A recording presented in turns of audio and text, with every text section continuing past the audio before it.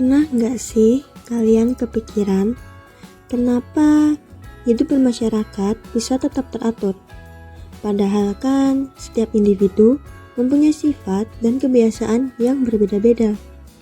Kalau dipikir-pikir, tanpa aturan dan norma, hidup kita mungkin sudah penuh dengan ketidakaturan. Nah, ternyata ada sesuatu yang mengatur semuanya, dan itu disebut dengan lembaga kemasyarakatan atau lembaga sosial. Yuk kita bahas. Pertama, pengertian lembaga kemasyarakatan. Lembaga kemasyarakatan adalah seperangkat norma, nilai, dan aturan yang terbentuk dalam masyarakat untuk memenuhi kebutuhan hidup manusia. Singkatnya, ini adalah suatu sistem yang membuat hidup kita menjadi tertib, mulai dari keluarga, sekolah, agama, hingga kehidupan politik dan ekonomi. Tanpa lembaga-lembaga ini, hidup kita bisa menjadi kacau dan tidak terarah. Lembaga sosial atau lembaga kemasyarakatan itu tidak muncul secara tiba-tiba, tapi melalui proses yang berjalan secara alami dalam kehidupan masyarakat. Mereka tumbuh dan diwariskan dari generasi ke generasi. Nah, aku akan menjelaskan proses dari pertumbuhan lembaga kemasyarakatan itu. Pertama, munculnya norma-norma masyarakat. Norma itu tercipta karena adanya kebutuhan bersama. Semuanya berawal dari kebiasaan sederhana yang dilakukan berulang-ulang. Dari kebiasaan itu muncul aturan, berkembang menjadi norma, dihargai sebagai nilai, lalu akhirnya membentuk sebuah lembaga sosial.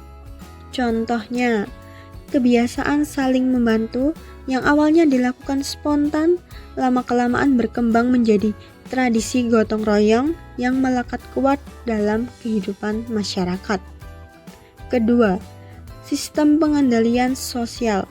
Pengendalian sosial dilakukan agar norma tetap dipatuhi dan tidak dilanggar. Bentuknya bisa berupa sanksi, seperti teguran atau hukuman, tapi bisa juga berupa pujian atau penghargaan. Tujuan utamanya adalah menjaga keteraturan, mencegah penyimpangan, dan memastikan kehidupan sosial berjalan harmonis. Disinilah lembaga sosial mulai berfungsi sebagai penjaga stabilitas masyarakat. Yang terakhir, ketiga, pembiasaan dan pewarisan nilai. Nilai dan norma yang telah disepakati tidak berhenti sebagai aturan. Norma itu terus dibiasakan dalam kehidupan sehari-hari hingga akhirnya masuk ke dalam diri individu. Proses ini terjadi melalui keluarga, sekolah, kelompok sebaya, dan lingkungan masyarakat sebagai tempat utama seseorang belajar bagaimana seharusnya bertindak. Karena norma tersebut terus diajarkan dan dijalankan, nilai-nilai ini dapat diteruskan dari satu generasi ke generasi berikutnya dan menjadi bagian dari identitas sosial masyarakat.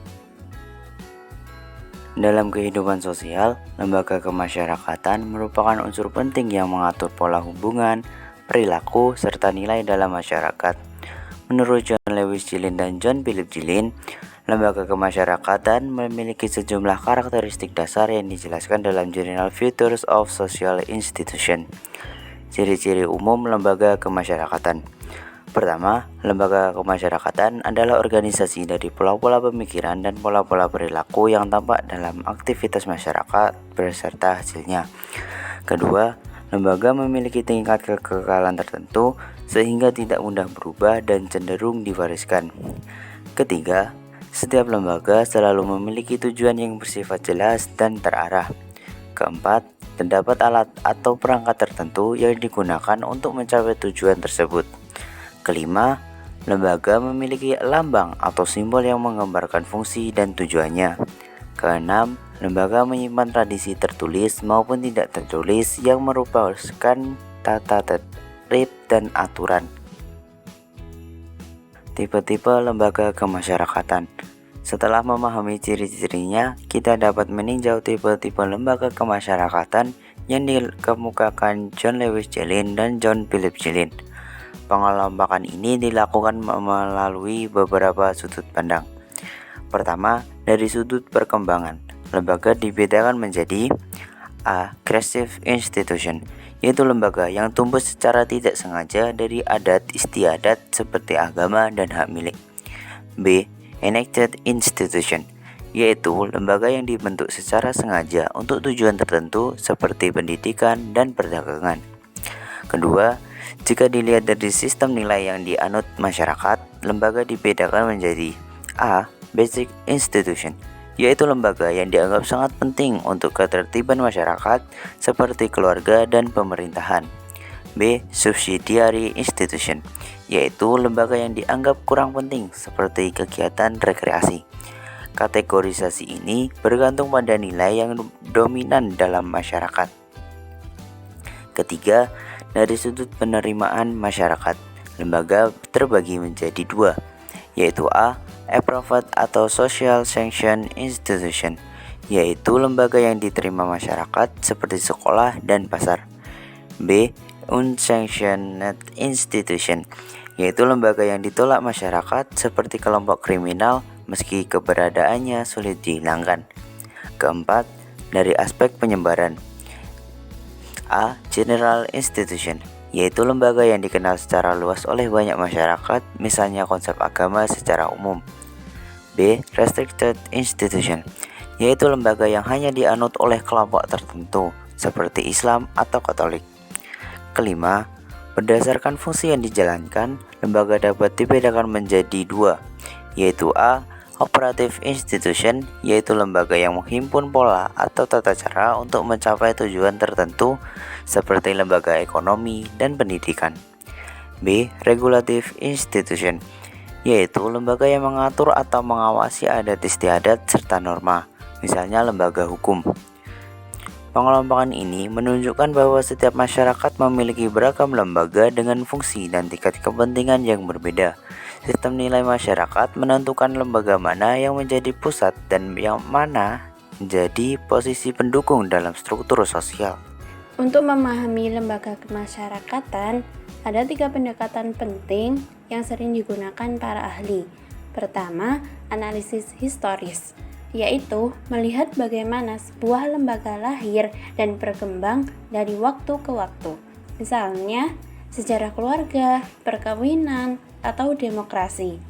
Kedua, analisis komparatif, dengan membandingkan lembaga yang sama di berbagai masyarakat untuk melihat perbedaan praktik sosial, seperti pendidikan anak atau bentuk kepemilikan. Ketiga, analisis fungsional, yang menyoroti bagaimana lembaga-lembaga saling berhubungan, meneliti lembaga perkawinan, misalnya juga melibatkan keluarga, pewarisan, dan pergaulan remaja. Ketiga pendekatan ini saling melengkapi dan membantu kita memahami bagaimana masyarakat bekerja secara menyeluruh. Dalam kehidupan sosial, manusia membutuhkan nilai dan norma untuk menjaga ketertiban. Ketika seseorang mengikuti aturan, itu disebut conformity. Sebaliknya, jika melanggar atau bertindak berbeda dari norma, terjadilah deviation atau penyimpangan sosial. Tingkat penerimaan terhadap penyimpangan berbeda di tiap masyarakat. Masyarakat tradisional yang norma-normanya kuat dan diwariskan cenderung menganggap perbedaan sebagai penyimpangan, sedangkan masyarakat modern lebih menerima variasi perilaku selama masih wajar. Durkheim menyebut penyebab penyimpangan sebagai anomi, yaitu melemahnya aturan sosial karena perubahan cepat, terutama di kota besar. Ada juga mentalitas menerabas, yaitu keinginan mencapai tujuan dengan cara instan meski melanggar norma. Merton menjelaskan bahwa penyimpangan muncul dari ketegangan antara tujuan budaya dan cara yang sah untuk mencapainya. Ia membaginya menjadi 5 adaptasi: conformity, innovation, ritualism, relativism, dan rebellion. Kesimpulannya, penyimpangan tidak selalu salah individu. Ia bisa muncul karena tekanan sosial, benturan nilai, dan perubahan masyarakat. Conformity dan deviation sama-sama menunjukkan bagaimana masyarakat terus beradaptasi.